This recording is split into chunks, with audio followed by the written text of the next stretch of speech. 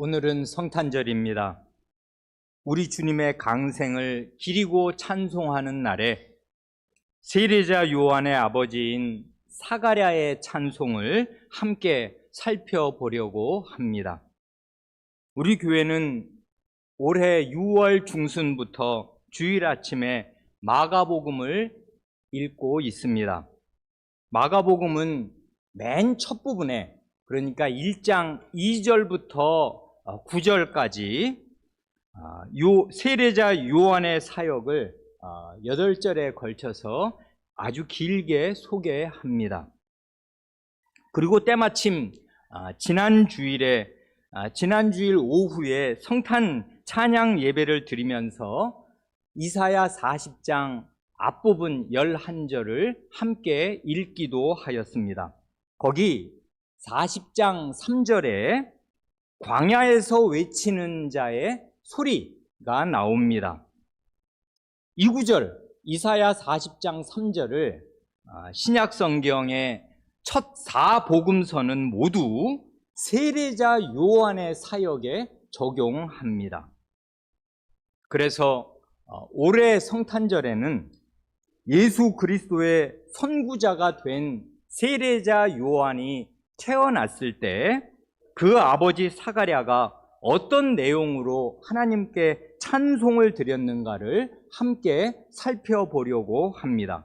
그럼으로써 주님께 드리는 우리 교회의 찬송과 우리의 기도가 더욱 바르게 되고 더욱 깊어질 수 있기를 바랍니다. 이게 기도고 이게 찬송입니다. 오늘 본문으로 읽은 첫 구절, 누가복음 1장 5절을 보면 유대 왕 헤롯 때라 합니다. 어둡고 암울한 시대였음을 단박에 알려주는 것입니다. 요한이 태어났을 때 그 아비 사가랴가 이 찬송을 드린 것이고, 그로부터 6개월쯤 뒤에 예수님이 태어나셨습니다. 그런데 이 유대 왕 헤롯이라 하는 자는 이 아기가 유대인의 왕으로 태어나셨다는 말을 듣고 시기심에 눈이 먼 나머지 베들레헴 인근에 있는 2살 이하 영아들을 무참하게 학살하였습니다. 자신의 권력욕을 위해 무고한 양민을 대거 학살한 민중의 원수요 이스라엘의 원수입니다. 그래 머지않아 피바람이 불겠습니다. 사가랴의 찬송을 보면 하나님께서 우리를 원수의 손에서 구원하신다는 말이 거듭 나오는데, 이 말은 공연히 하는 말이 아니겠습니다. 하나님의 백성에게는 원수가 있는 것이고, 이 땅에 있는 하나님의 나라 안에는 하나님 나라의 원수 노릇을 하는 사람도 있는 것입니다. 사가랴는 제사장이었고 그의 아내 엘리사벳도 제사장 가문에서 태어난 사람이었습니다. 그래 6절을 보면 이 두 사람이 하나님 앞에 의인이니 주의 모든 계명과 규례대로 흠이 없이 행하더라 합니다. 이스라엘 나라는 망해서 로마 식민지가 되었고, 그런 식민지 백성을 헤롯 같은 잔인무도한 자가 지배하고 있었습니다마는, 그래도 이 나라 안에는 이런 의로운 하나님의 백성들이 소수지만 살아 있었습니다. 하나님께서는 자신의 아드님을 이 세상에 보내시기 전에 왕의 오심을 알리는 사자요 전령으로서 세례자 요한을 세우신 것인데, 그 요한을 이렇게 경건한 부모 슬하에서 태어나 자라게 하신 것입니다. 예나 지금이나 하나님 나라의 참된 일꾼이 나오는 데에는 경건한 가정, 경건한 부모의 역할이 매우 중요합니다.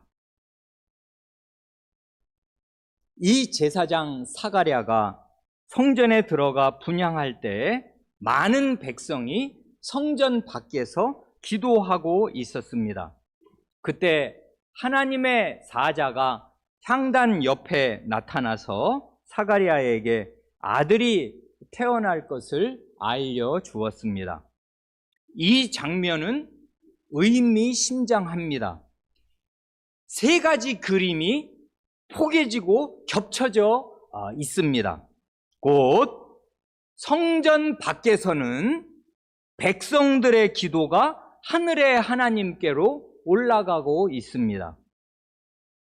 성전 뜰에서는 제물의 연기가 하늘로 올라가고 있습니다.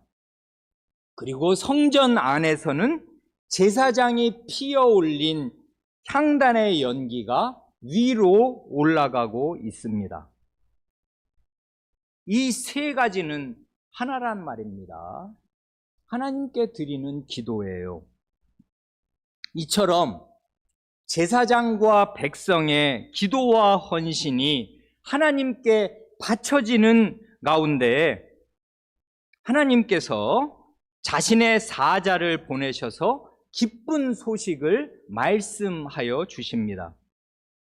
그런데 본질을 생각한다면 이게 바로 예배 때에 일어나는 일의 핵심 아니에요. 백성이 하나님께 드리는 기도와 하나님께서 그 백성에게 전해주시는 복음의 말씀, 언약의 교제, 이게 예배의 핵심이란 말입니다. 이날은 이게 훨씬 더 현저하게 특별하게 드러난 것일 뿐이지 본질은 언제나 같은 것입니다.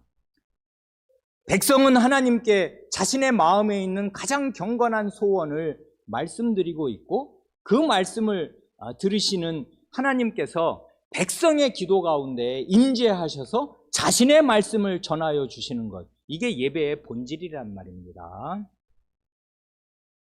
하나님의 사자가 전해준 기쁜 소식은 무엇입니까? 사가랴도 기뻐하고 많은 사람도 기뻐할 아이가 태어날 것입니다. 이 아이는 아주 중요한 일을 할 것입니다.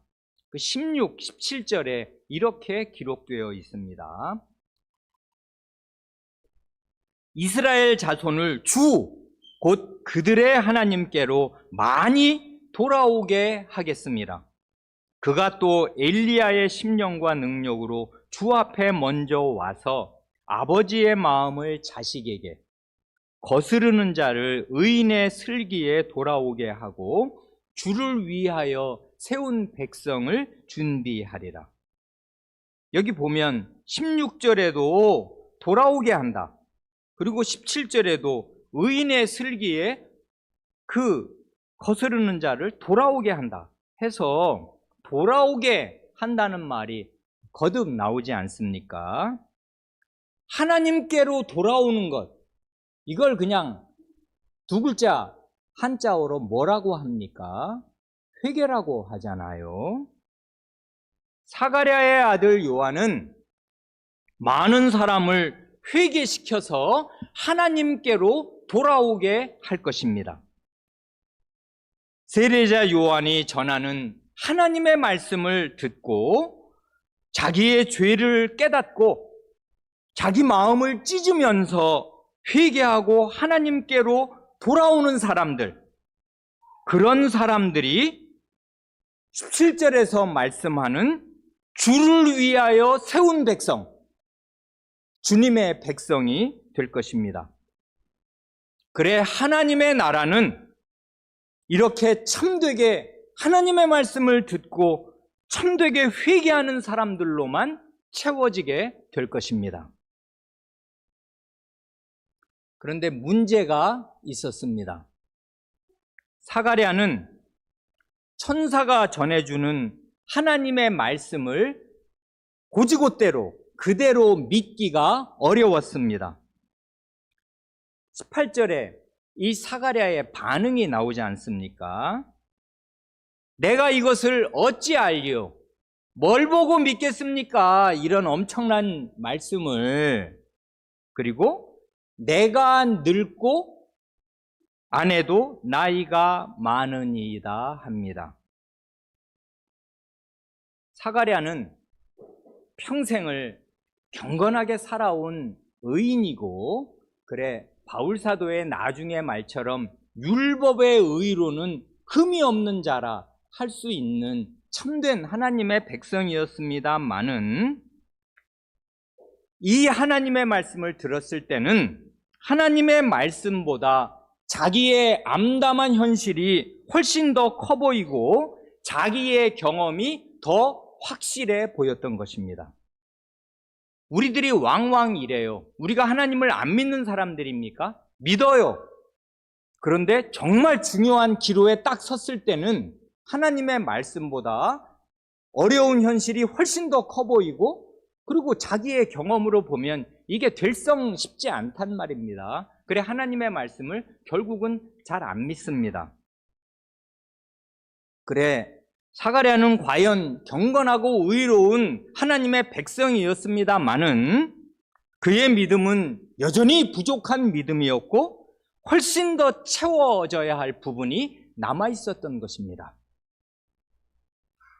하나님께서 제사장 사가랴의 불신에 대해서 징계를 내리십니다. 징계의 내용은 아이가 태어날 때까지 10달 동안 말 못하는 벙어리가 되는 것입니다. 그런데 벙어리만 된 것 같지 않습니다. 아이가 태어난 뒤에 아이의 이름을 무엇으로 지으려는지, 그 부인 되는 엘리사벳은 멀쩡한 사람이니까 아이 낳고 이름을 요한이라 짓겠다 해요. 그러니 주위 사람들이, 아니 그때는 그 집안 부모나 뭐 할아버지나 집안 어른들의 이름을 따라 이름을 짓는 게 상례였는데, 이 집안에는 요한이라고 이름을 쓰는 사람이 없는데 웬 요한이냐, 이건 믿업지가 않아서 아버지 되는 이 사가랴에게 물어본단 말입니다. 근데 물어볼 때 어떻게 해요? 이 사람이 벙어리만 됐으면 귀는 열려 있어야 될 거 아니에요. 그러면 아니 요한이라고 짓는 게 맞아요? 하면 말을 알아들어야 될 거 아니에요. 근데 사람들이 이 사가랴에게 어떻게 묻냔 말입니다. 거기 62절을 보면 그냥 말로 사가랴에게 물어본 게 아니라 몸짓으로 물어봐요. 62절에 그러지 않습니까? 그의 아버지께 사가랴 제사장에게 몸짓하여 무엇으로 이름을 지으려 하는가 물으니 한단 말입니다. 왜 몸짓을 썼을까요? 말귀를 못 알아듣는 것이에요. 그러니까 이 사람은 10달 동안 말만 못하게 된 게 아니라 귀도 못 듣게 되었던 것 같습니다.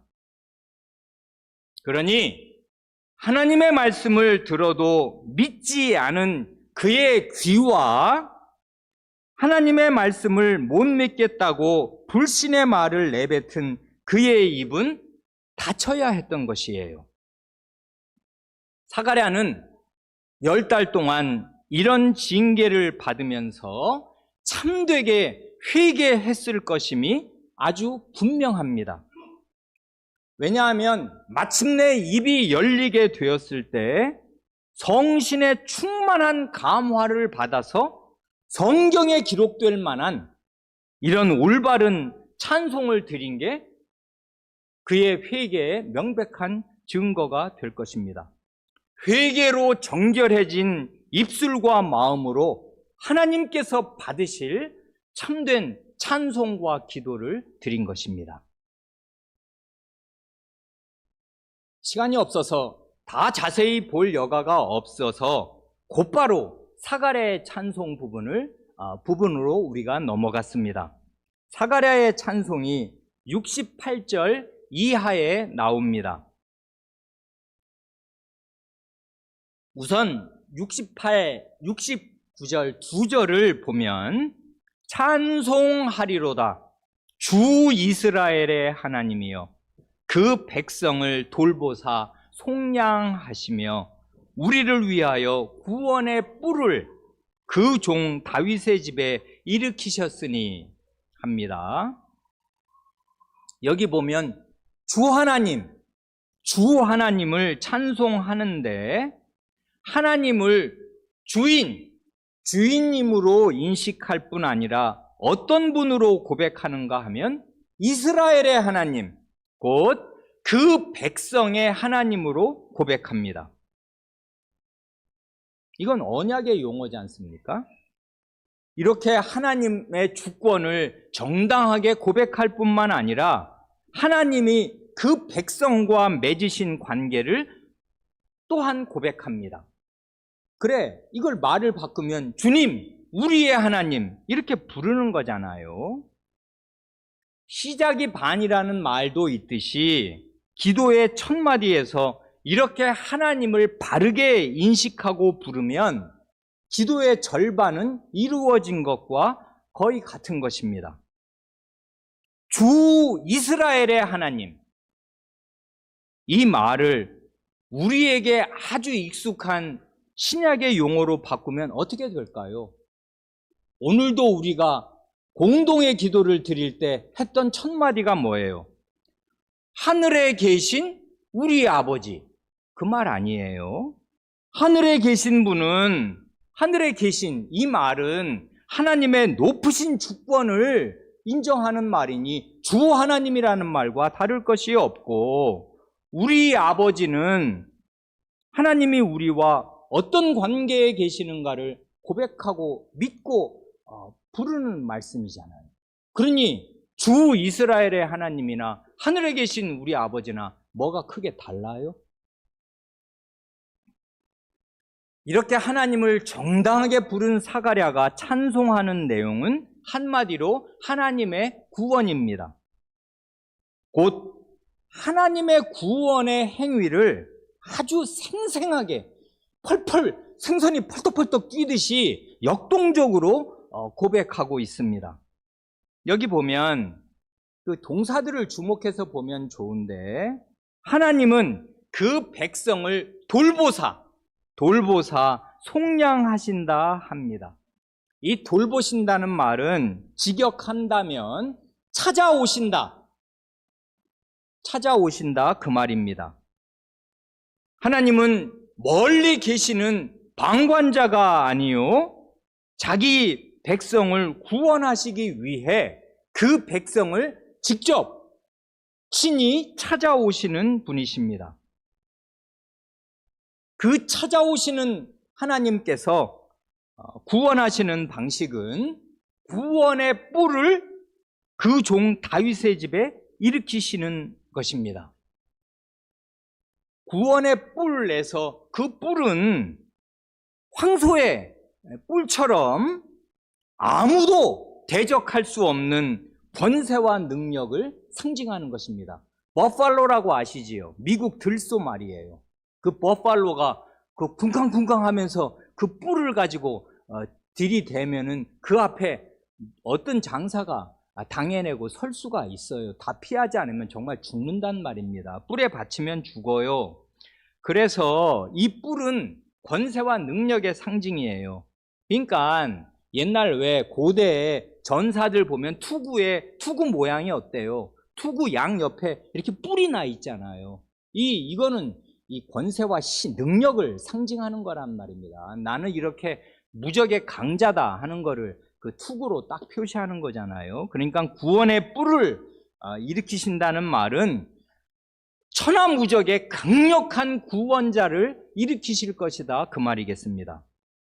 그런데 왜 이 구원의 뿔, 강력한 구원자를 어디에 일으키신다는 것입니까? 왜 다윗의 집에 일으키시는 것입니까? 하나님께서 다윗 왕에게 영원한 나라와 영원한 언약을, 영원한 왕위를 언약하셨기 때문입니다. 사무엘하 7장에서 그렇게 말씀하셨잖아요. 다윗은 근데 언제 사람입니까? 사가랴로 보면 다윗이 언제 사람이에요? 딱 1000년 전 사람입니다. 다윗은 주전 1000년경에 살았던 사람이란 말입니다. 그러니까 사가랴는 지금 이 찬송과 기도에서 하나님께서 무려 1000년 전에 다윗에게 하신 언약을 생생하게 기억하고 있는 것이지 않습니까? 바꾸어 말하면 사가랴는 지금 구약성경 사무엘하 7장에 나오는 다윗 언약을 내가 여전히 진실하게 믿고 있습니다 하는 그 언약에 대한 믿음, 하나님의 말씀에 대한 믿음을 고백하는 거잖아요. 그런데 사가랴는 이 찬송 기도에서 한 걸음 더 나아갑니다. 73절을 보면 어때요? 우리 조상을 긍휼히 여기시며 그 거룩한 언약을 기억하셨으니 곧 우리 조상 아브라함에게 하신 맹세라 하지 않습니까? 사가랴는 그러니까 자기 시대로부터 1000년 전에 다윗 왕을 넘어서 다윗 언약을 넘어서 그보다 700~800년 위로 올라가서 주전 1700년, 1800년 전에 아브라함 언약을 고백하고 있어요.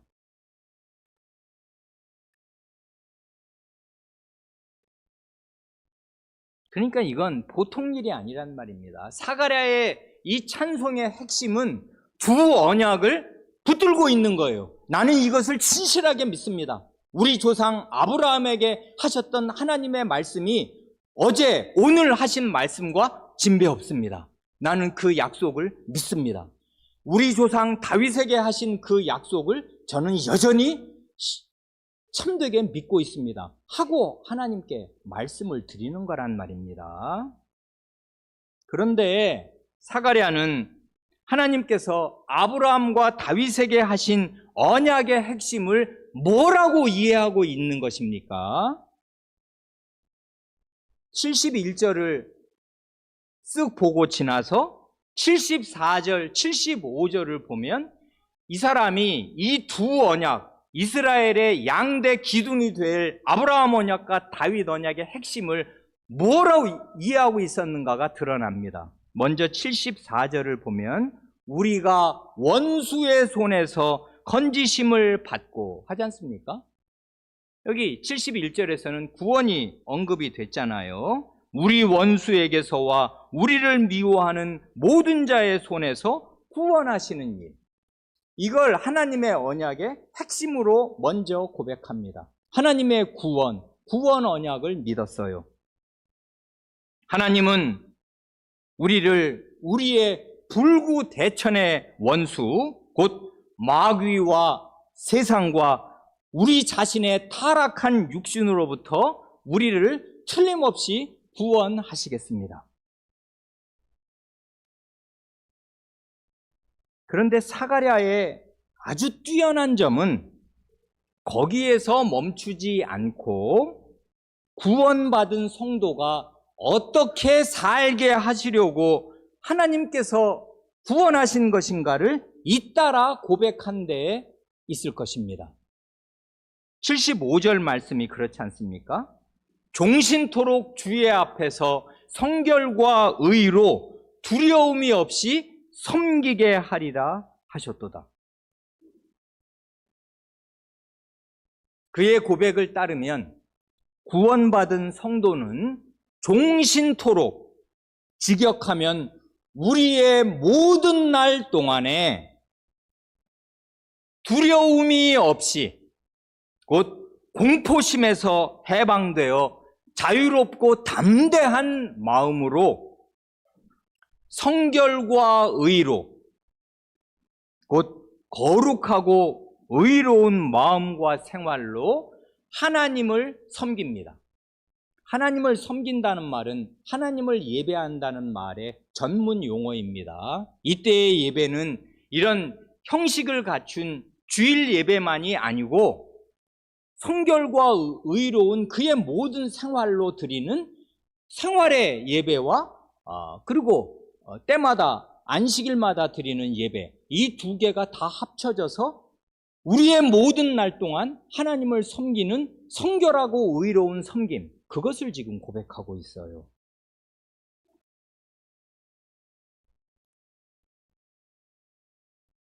예수님이 탄생하시기 직전 구약시대의 마지막 시기의 성도였던 사가랴는 언약과 구원을 이렇게 이해하고 있습니다.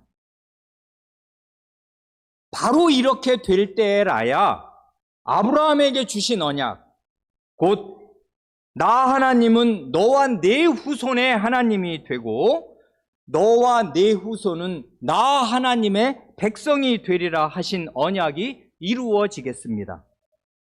이렇게 될 때라야 다윗에게 주신 언약대로 하나님을 왕으로 모신 영원한 나라가 이 땅에 서겠습니다. 그런 게 아니라면은 하나님의 나라는 의로운 나라가 아니라 불의한 나라가 되고 하나님이 왕으로 다스리는 나라가 아니라 반란지구가 될 것 아닙니까? 이처럼 사가랴의 인식에 올바른 점이 무엇인가 할 때 이걸 그냥 딱딱한 말로 표현한다면 구원과 성화, 곧 구원과 거룩한 삶을 묶어서 하나로 이해한 것입니다. 원수들의 손에서 구원을 받은 것만이 아니라 그렇게 구원받은 사람은 우리의 모든 날 동안에 두려움이 없이 주 하나님을 성결과 의로 섬기고 사는 거다. 이렇게 인식한단 말입니다. 이것이 성경적인 구원관입니다.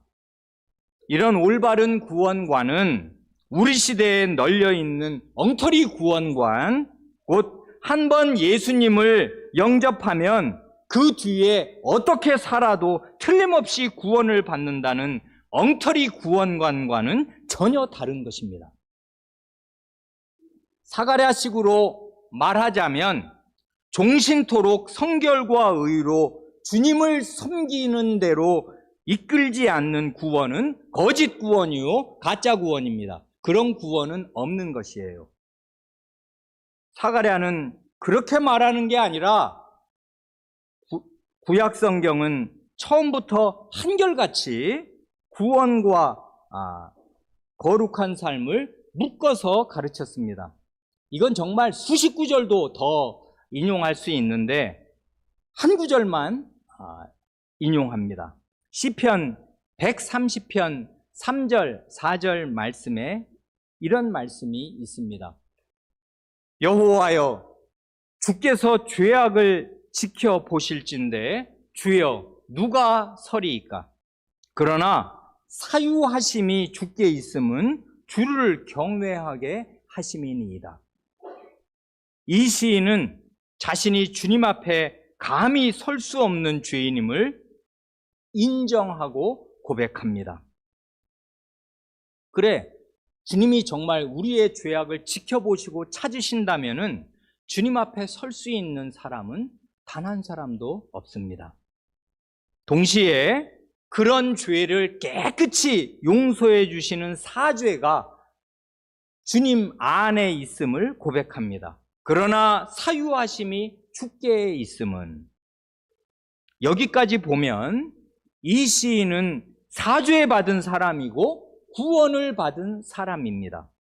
그런데 시인은 바로 이어서 주님께서 이런 큰 용서, 사죄를 베푸시는 목적을 고백하지 않습니까? 사유하심, 용서하심, 사죄가 주님께 있음은 그 이유는 주를 경외하게 하심이니이다 한단 말입니다. 주님을 경외하는 삶, 성결과 의로 주님을 섬기는 삶을 살게 하시려고 죄를 용서하여 주신다. 이걸 다른 식으로 광범하게 표현하면은 하나님 나라 백성으로 하나님 나라에서 살게 하시려고 구원하시는 거지. 죄를 용서해 주어서 구원해 놓고 또다시 하나님 나라 밖에서 사는 사람처럼 살면 그게 뭐 하나님의 나라냔 말입니다. 반란지구지. 그러니 이 시인을 따르자면 하나님을 참되게 경유하는 삶을 살지 않으면서 자기의 죄가 용서받았다고 생각하는 사람, 자기가 구원을 받았다고 생각하는 사람은 스스로 속는 것이고 자기를 속이고 있는 것입니다. 그런 구원은 없습니다. 구원받은 사람은 반드시 그 마음의 중심의 변화를 받아서 하나님을 경외해요. 존경하는 마음으로 두려워해서 하나님 말씀에 순종하는 성결하고 의로운 삶을 반드시 산단 말입니다. 그런데 사가랴의 찬송을 생각할 때 우리가 놀라면서 배우는 사실이 또 하나 있습니다.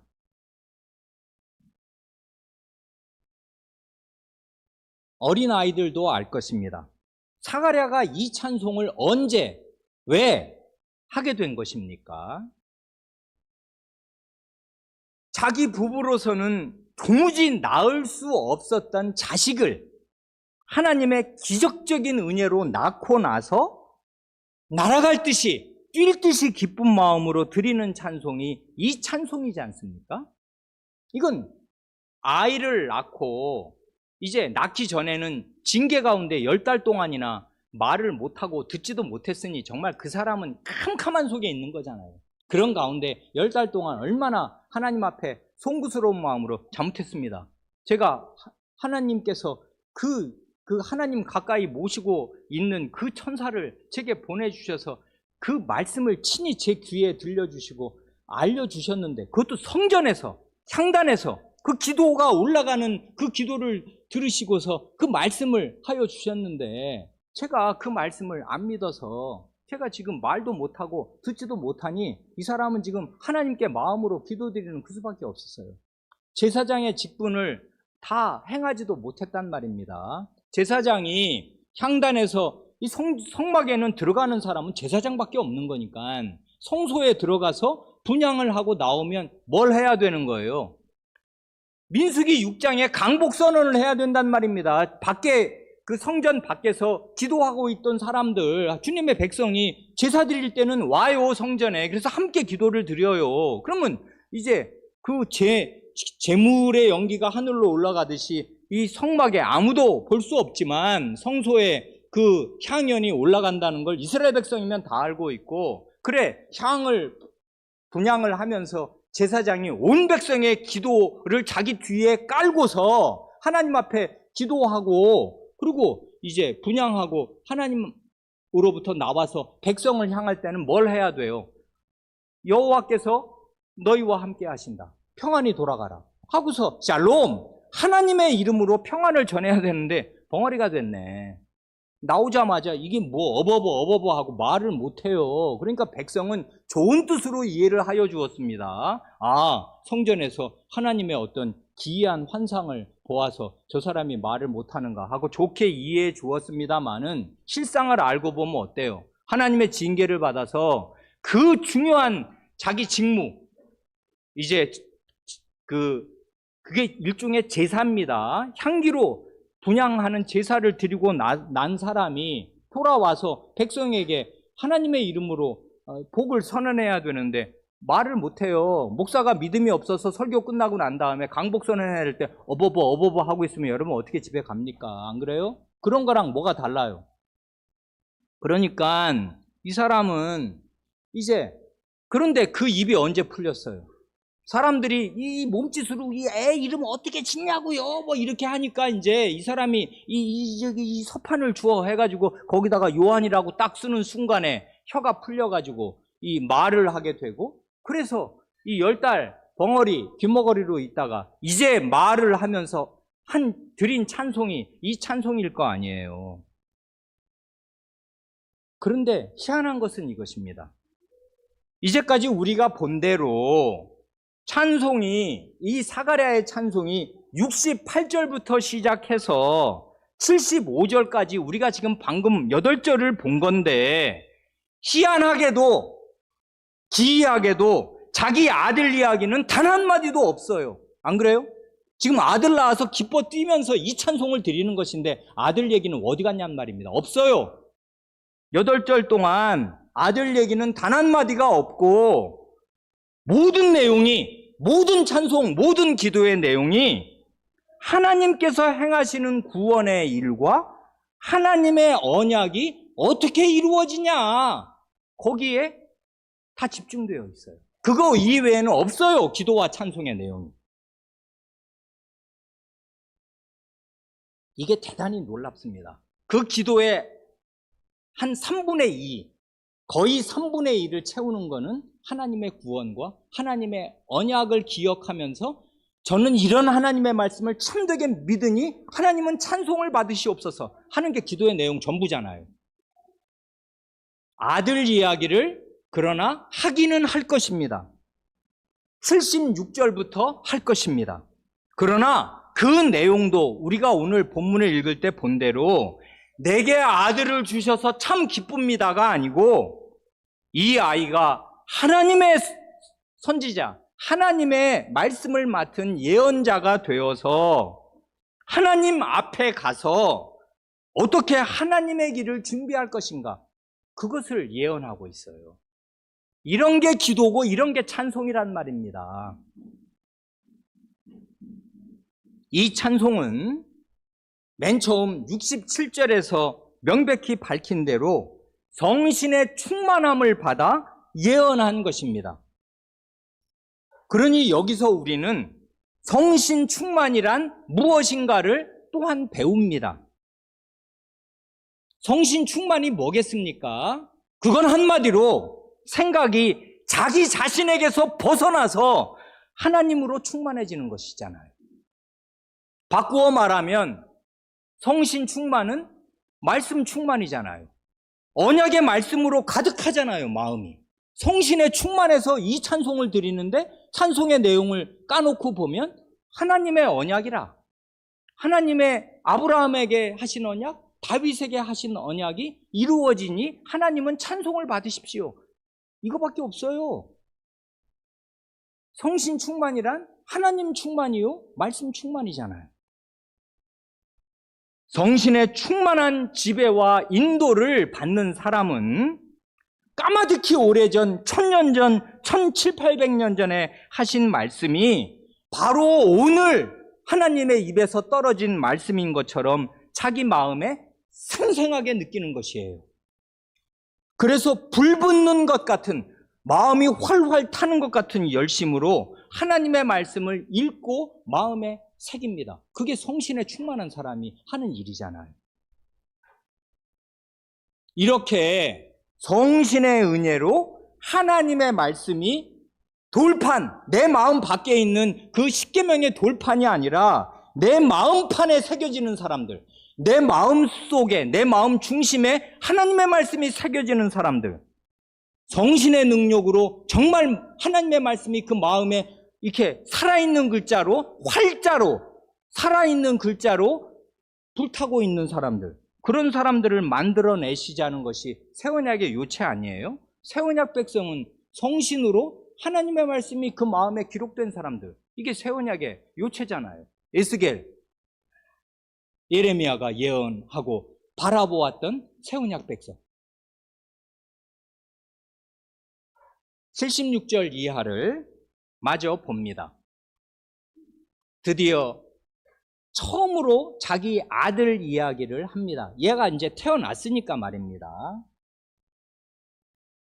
이 아이여, 네가 지극히 높으신 이의 선지자라 일컬음을 받고 주 앞에 앞서 가서 그 길을 준비하여 주의 백성에게 그 죄사함으로 말미암는 구원을 알게 하리니 이는 우리 하나님의 긍휼로 인함이라.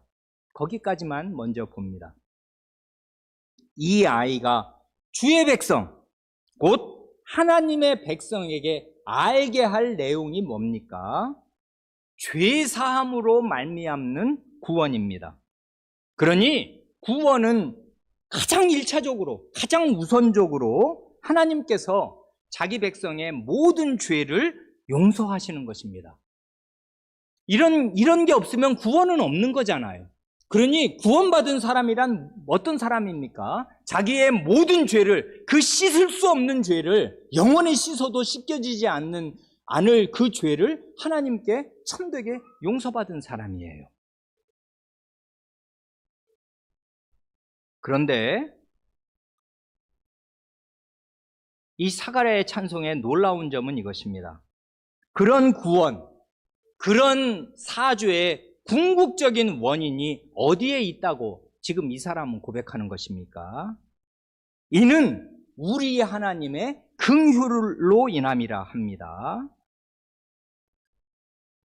사죄와 구원의 이유와 원인을 찾는다면 이 한마디밖에 없을 것이에요.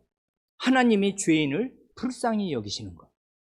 하나님의 긍휼, 하나님의 불쌍히 여기심, 그것입니다. 멸망할 수밖에 없는 죄인을 지극히 불쌍히 여기시는 하나님의 불타는 마음입니다. 긍휼이라는 이 말의 원어는 놀랍게도 내장, 이 뱃속에 있는 내장 말이에요. 내장입니다. 그러니 하나님의 긍휼은 이게 말이 안 되는 거지만 직역을 하자면 하나님의 내장이에요.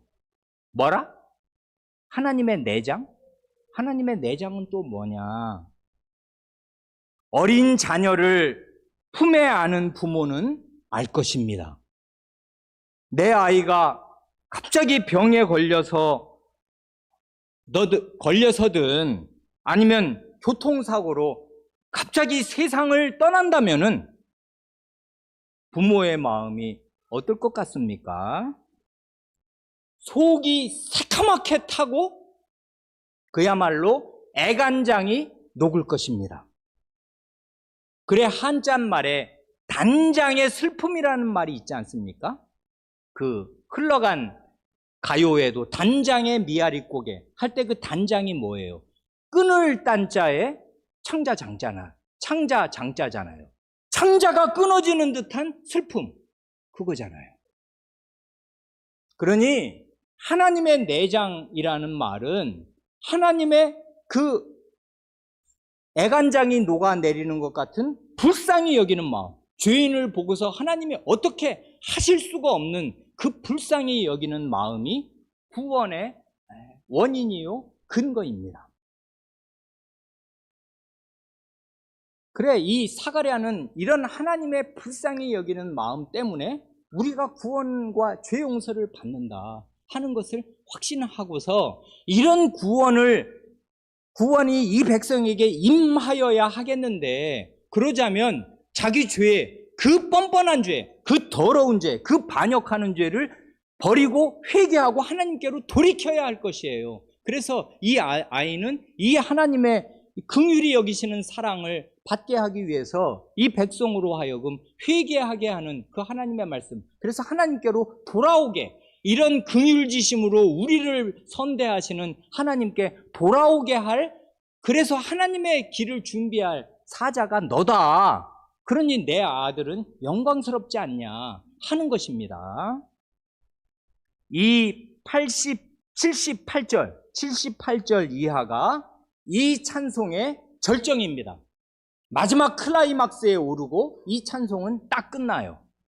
뭡니까? 이로써 이런 하나님의 긍휼주심이 찬란하게 드러나고 발휘되어서 돋는 해가 위로부터 우리에게 임하여 어둠과 죽음의 그늘에 앉은 자에게 비치고 우리 발을 평강의 길로 인도하시리로다 합니다.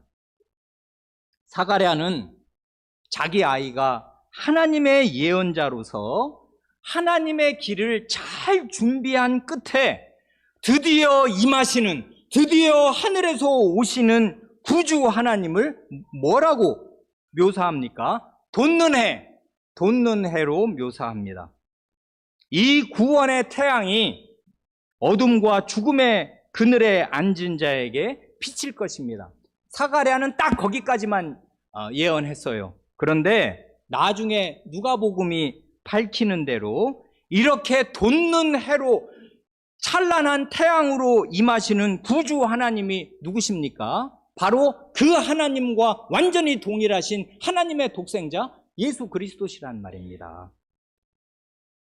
그렇다면 이런 구주 하나님, 구주 예수 그리스도를 모르는 사람과 구주 하나님과 구주 예수 그리스도를 모르는 이 세상의 상태는 무엇입니까? 여기 고백한 대로 어둠과 죽음의 그늘에 주저앉아 있는 것입니다. 그는 주저앉아 있는 것이기에 평생토록 열심히 무엇을 하고 무엇을 쌓은들 본질을 직시하면 단 한 걸음도, 단 일보도 유의미하게 내딛지 못한 것입니다. 그는 어둠 속에, 죽음 속에 주저앉아 있어요. 시체는 못 움직이는 거란 말입니다. 그래, 평생을 먹고 살겠다고 애쓰고 일하고 움직였는데 제자리에 있어요. 어둠과 죽음의 그늘에 앉아있단 말입니다. 이런 상태로는 우리나라에서 제일 좋다는 서울대 법대를 나오고 제일 어렵다는 고시를 통과해서 대통령 자리에 앉아도 어둠과 죽음의 그늘에 앉아있을 뿐입니다. 한 걸음도 나아가지 못해요. 그러나 구주 하나님, 구주 예수 그리스도를 믿으면 우리의 발을 평강의 길로, 샬롬의 길로 인도하실 것입니다. 샬롬은 하나님 앞에서 하나님의 허락하심으로 누리는 번영이에요. 그게 샬롬의 원래 뜻이란 말입니다. 자전거가 두 바퀴가 멈춰 있으면 쓰러지는데 계속 발을 굴러서 앞으로 힘있게 나아가는 그 모습, 그게 샬롬이에요. 그러니까 주저앉아 있는 사람과 길을 걷는 사람은 다른 거지 않습니까? 이 사람은 평강에서 더 큰 평강으로, 번영에서 더 큰 번영으로 이 세상에서 주님을 섬기고 하나님이 그 섬김을 받으시지 않습니까? 그래서 이름이 섬김이에요. 예배는 섬김입니다. 하나님을 섬기는 섬김을 살 수 있을 뿐 아니라 그런 섬김의 징검다리를 밟아서 영원한 평안과 안식의 그 세계로 들어가는 것이에요. 그래서 우리의 발을 평강의 길로 그 의의 태양이 인도하시겠습니다. 이건 번영과 활발한 역동성을 의미하는 것이에요. 걷는 것입니다. 신자는 매일 하는 일이 있고 그 하는 일을 받으시는데 그 하는 일의 핵심이 평안이에요. 평강이란 말입니다. 하나님이 인정하시고 복 주시고 자기에게로 이끄시는 평안. 이런 평안이 이 성탄절에 성도 여러분 마음과 성도 여러분의 각 가정에 임하시기를 바랍니다. 기도하시겠습니다.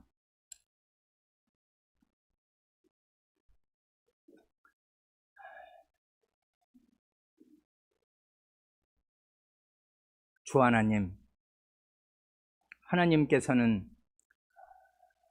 영원한 분이셔서 하나님의 눈앞에는 천년이 하루와 같을 뿐이겠사옵니다. 그러므로 아브라함에게 하신 언약이 지금 저희가 볼 때에는 2700~800년 전 3700~800년 전 언약이요, 다윗에게 주신 언약이 저희에게는 3000년 전의 언약일지라도 하나님은 영원하신 분으로서 영원한 언약을 역사 가운데 뚜렷하게 말씀하셨으므로 그것은 오늘 저희에게 하신 말씀과 아무 다를 것이 없고 그러므로 생생한 언약의 말씀임을 저희가 믿사오며 저희의 믿음의 선조가 될 사가랴도 바로 그렇게 하나님의 언약을 생생하게 믿고 자기의 불신과 자기의 믿음 부족함을 하나님 앞에 회개하면서 하나님의 은혜로 성신의 충만함을 받아 이렇게 하나님을 바르게 찬송하였을 때 하나님의 구원 언약이 어떻게 자기 당대에 이루어질 것인가를 이렇게 바르고 정순하고 아름다운 언어로 하나님께 바치고 온 후대의 백성에게 이렇게 남겼습니다. 주님, 의의 태양이신 하나님, 그 하나님의 아드님께서 저희에게 오셔서 어둠과 죽음의 그늘에 앉은 저희를 일으키시고 산 사람이 되게 하셔서 뚜벅뚜벅 평강의 길을 걷게 하시니 은혜를 감사드립니다. 이 길에서 이탈할 이유가 없사오며 주저앉을 이유가 없사옵고 만난을 뚫고 그 뒤 6개월 뒤에 피바람이 불든지 계속 나라가 어렵게 되든지 상관이 없이 하나님의 이런 평안이 이미 선언되었으므로 저희는 굳센 믿음으로 이 평안의 길을 계속 걸을 수 있게 하여 주시고 의의 태양이신 그리스도를 따라 모든 어둠의 일, 더러운 숨은 더러운 죄를 다 내어버리고 날마다 회개하고 또 회개하면서 주님의 말씀을 참되게 믿고 붙여줄 수 있게 하여 주시기를 구합니다. 우리 구주 예수님의 이름으로 기도합니다. 아멘.